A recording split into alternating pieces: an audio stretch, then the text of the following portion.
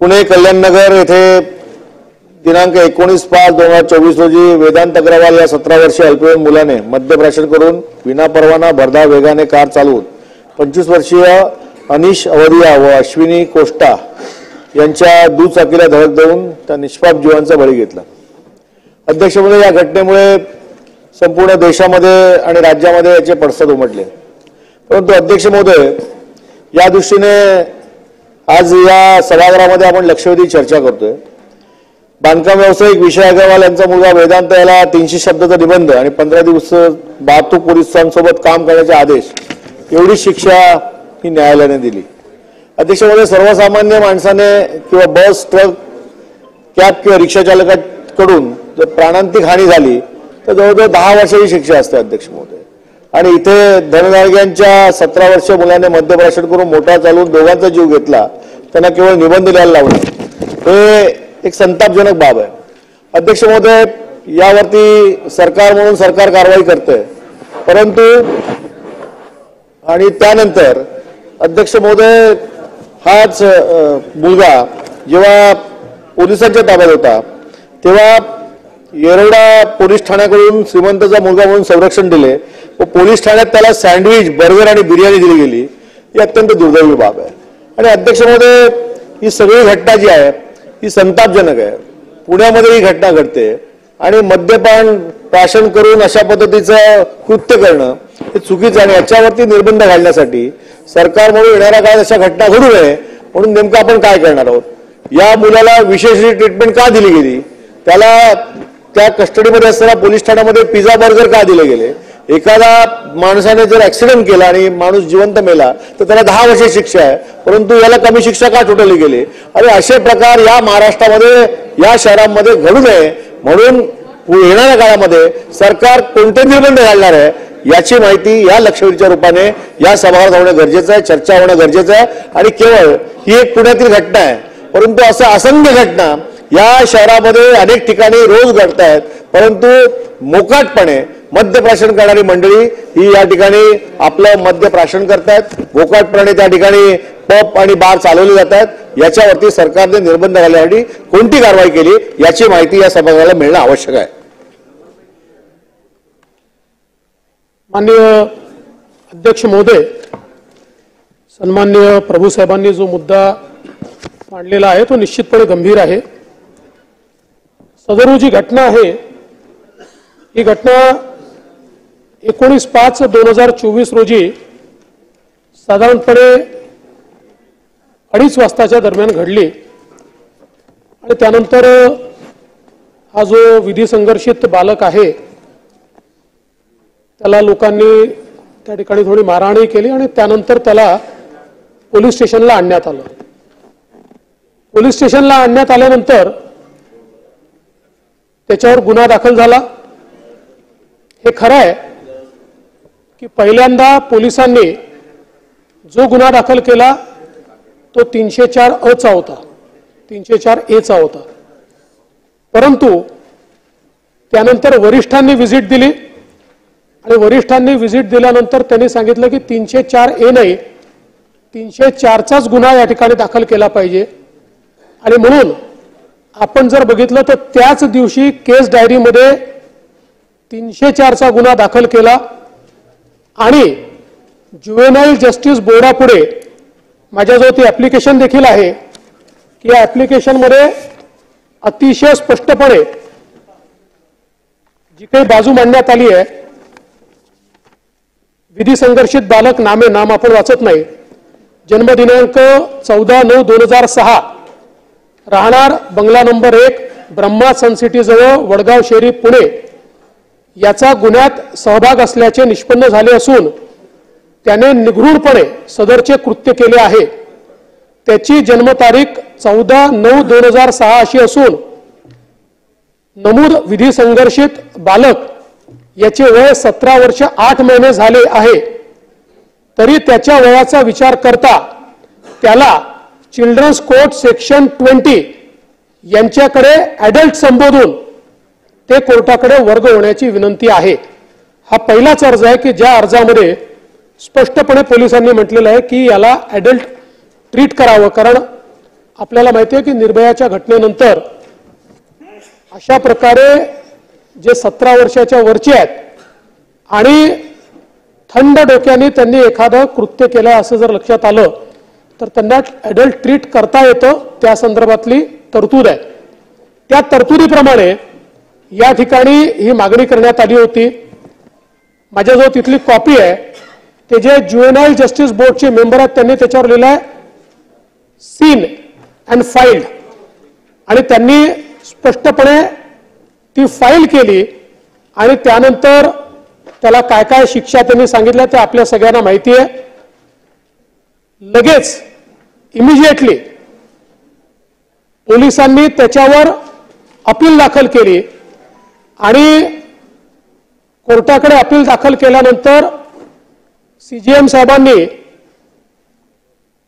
त्या appeal here केली आणि हिअर करून सांगितलं की ज्युएनाइल जस्टिस बोर्डाच्या सेक्शन 45 प्रमाणे तुम्हाला रिव्ह्यूचा अधिकार आहे, तो तुम्ही रिव्ह्यूचा अधिकार तिथे वापरा.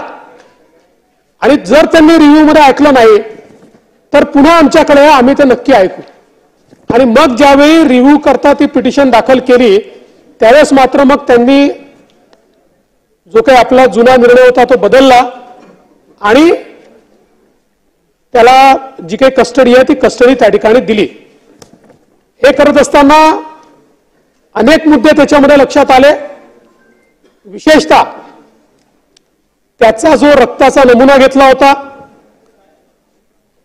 ज्यावेळेस रक्ताच्या नमुन्यामध्ये त्या ठिकाणी अल्कोहोल नाही असं लक्षात आलं त्यावेळेस पोलिसांना स्ट्राईक झालं की काहीतरी याच्यात गडबड आहे.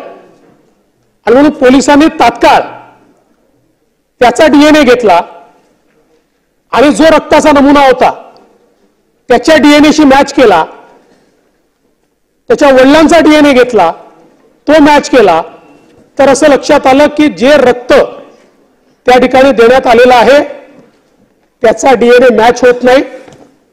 आणि तात्काळ मग पोलिसांनी त्या संदर्भातली कारवाई केली. जे काही डॉक्टर आहेत त्यांना अटक केली. त्यातनं मग एकाने कबूल केलं की मी 3 लाख रुपये घेऊन अशा प्रकारचा हा नमुना बदललेला आहे. या सगळ्या बाबी त्या ठिकाणी रेकॉर्डवर आणल्या. त्याची पहिली चार्जशीट जी आहे ती देखील दाखल केली आणि सगळा लीगल आणि टेक्निकल एव्हिडन्स त्याच्यामध्ये तयार केला. त्याची जी काही क्रॅश इम्पॅक्ट अनालिसिस आहे ते क्रॅश इम्पॅक्ट अनालिसिस केलं. त्या क्रॅश इम्पॅक्ट अनालिसिस मध्ये ज्यावेळी त्यांनी ब्रेक मारलेला आहे त्यात लॉक झालेली स्पीड ही 110 km/h आहे. त्यामुळे अत्यंत वेगानेही तो चालवत होता. त्याच्या घरापासून कंप्लीट सीसीटीव्हीचं जे नेटवर्क आहे ते त्या ठिकाणी जप्त झालेलं आहे. तो पहिले ज्या बारमध्ये बसला जिथे दारू प्यायला त्याचं सीसीटीव्ही फुटेज ते जप्त केलेलं आहे. त्या सीसीटीव्ही फुटेज सोबत त्यांनी दिलेलं बिल जप्त केलेलं आहे. तो दुसऱ्या बारमध्ये जिथे बसला त्याचं सीसीटीव्ही फुटेज हे जप्त केलेलं आहे. त्यामुळे लीगल आणि टेक्निकल एव्हिडन्स मध्ये आता कुठेही एव्हिडन्सची कमतरता नाहीये. हा सगळा एव्हिडन्स त्या ठिकाणी दिलेला आहे. त्याच्या वडिलांवर कारवाई करण्यात आलेली आहे कारण वडिलांनी त्या ठिकाणी ज्युएनाइल जस्टिस ऍक्ट अनुसार आपला मुलगा ऍडल्ट नाही हे माहिती असताना देखील त्याला गाडी चालवायला देणं हा गुन्हा आहे म्हणून त्याबद्दल त्यांच्यावर गुन्हा दाखल झालेला आहे.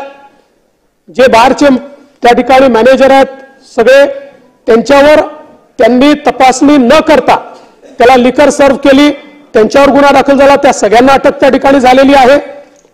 आणि याच्यासोबत त्याचे जे आजोबा आहेत त्यांनी त्या ड्रायव्हरला तू हे अंगावर घे, ड्रायव्हर गेला होता की मी चालवत होतो, पण पोलिसांनी ते मान्य केले नाही. पोलिसांनी सांगितलं आमच्याजवळ इनफ एव्हिडन्स आहे की हाच चालवत होता.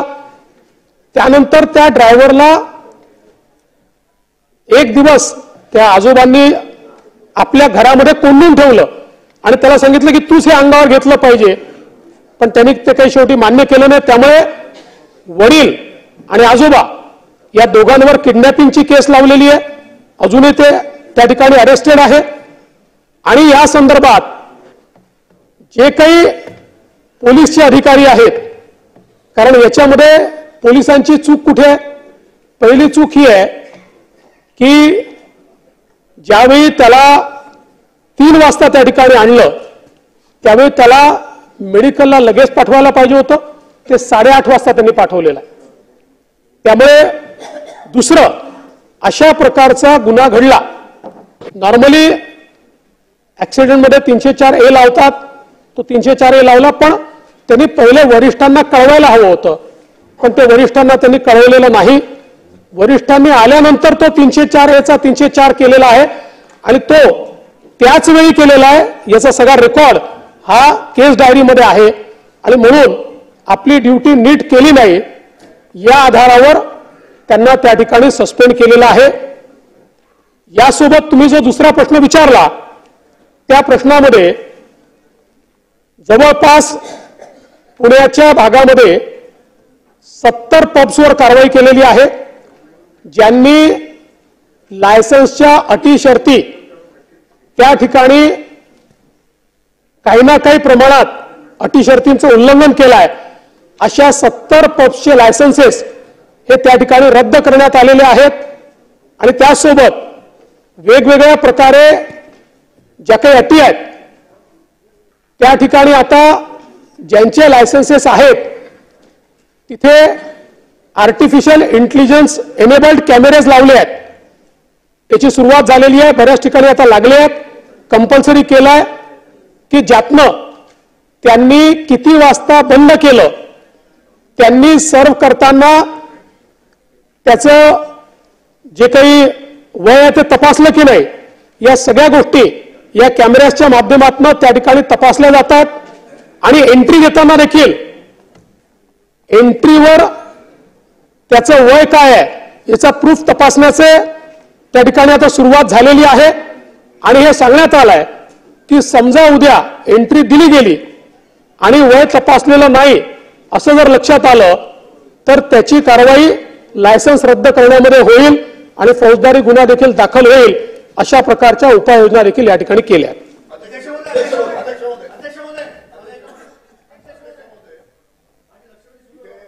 अध्यक्ष महोदय, विरोधी पक्ष नेते. अध्यक्ष महोदय, खरं तर आता पुण्याची घटना आणि त्यानंतर